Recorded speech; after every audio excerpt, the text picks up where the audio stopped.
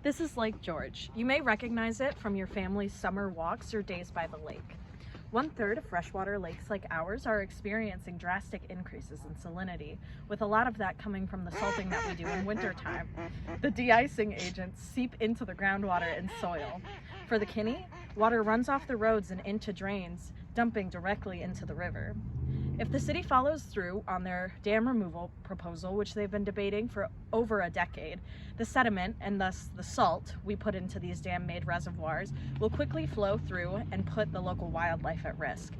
The salt flows into the Kinni, and the Kinni flows into the St. Croix, and thus the Mississippi, putting more than just our local wildlife at risk.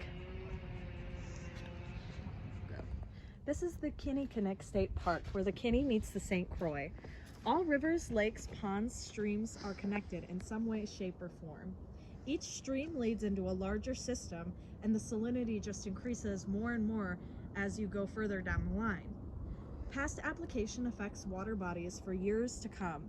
This is referenced as the legacy effect. Between 2012 and 2013, the city has found 1,300 metric tons of chloride in the water. These days, however, most of the ongoing data collection of chloride in the river comes from UWRF student projects rather than continuous monitoring by the city. One UWRF study in 2019 found roughly 341 metric tons of chloride in the Kinni between February and May. That's 4.7 metric tons coming from the south side by the university.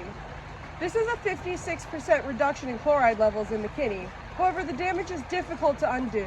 While River Falls has made progress in reducing de-icing agents by nearly 2/3 since 2012, both the university and local agencies recognize that continued data collection and public awareness are essential to maintaining these improvements. You've likely seen salting stations like this posted across campus.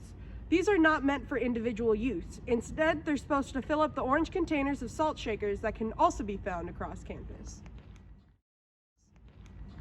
When people utilize the salt, they tend to take a large scoop like this and shake it across the sidewalk, when in reality, all you need is about this much to cover one sidewalk square.